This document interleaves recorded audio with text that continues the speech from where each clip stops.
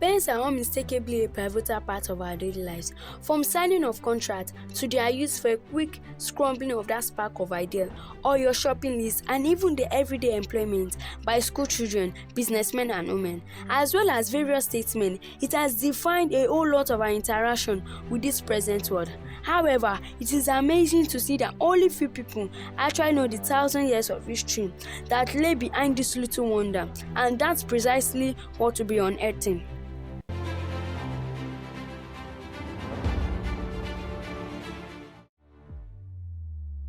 Long before our modern pens, humans used as their own form of writing, etching, painting, pictographs and marking where they lived, like cave painting and markings, while some were just simple tally marks for counting. And like various studies suggest, although the earliest modern of writing could be dated as far back as approximately 5,000 years ago and is believed to be cuneiform around Mesopotamia, present-day Iraq. The earliest depiction of formal writing with a similitude of modern-day pen could be found in Egypt around 3200 BCE, and this is known as hieroglyphs. Ancient Egyptian first used ridged styluses to carve hieroglyphs into tablets made from clay 4,500 years ago, with the invention of ink and papyrus, which was the modern form of modern paper, thereby bringing a transition from ridged styluses to ridged pen and consequently laying the foundation for the revolution that was to come years later. The use of ridged pen continued for centuries until the development of the quill pen by the 7th century AD.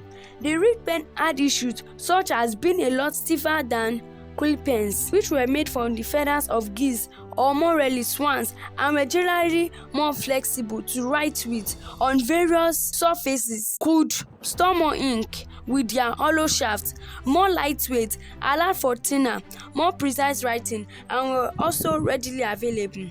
Then came the steel nib pen around the early 19th century. Steel nib had the advantage of being more durable, long-lasting than the quill that came before. They were also cheap, durable, available in various nib sizes, and quick to mass produce with the Industrial Revolution that was on during the century, and so quickly made the quill redundant. And although they still needed to be dipped in ink similar to the quill, but they were much more feasible and allowed for smoother writing.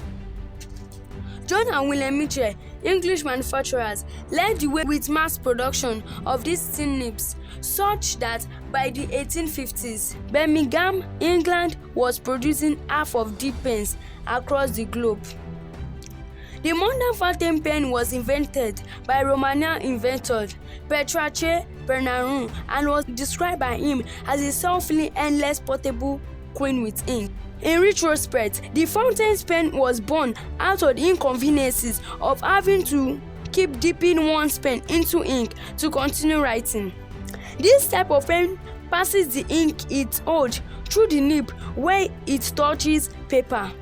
And although the design were never perfect and had problems such as clotting and needing to be refilled, often with an eyedropper, a series of improvements such as those of Lewis Edison Waterman, who developed a 3-channel ink filled fountain pen which ensured a smooth flow of ink when writing in the latter part of the century, saw to considerable effectiveness and usability until it was later largely eclipsed by the ballpoint pens.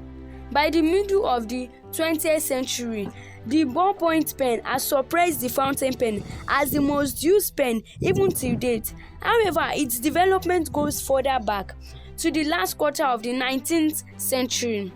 It was first linked to John J. Loud, an American inventor who received a patent in 1888 for a rotating steel ball mechanism held in a socket. But the design unfortunately didn't have a smooth flow of ink, and by the 1930s, a Hungarian journalist named Laszlo Biro found the mulching of ink on the paper annoying and instead came up with the idea to use quick drying ink with John J. Loud's rotating ball mechanism to create the first usable ballpoint. pen and soon became commercially available by the 1940s, consequently spreading to other parts of the world.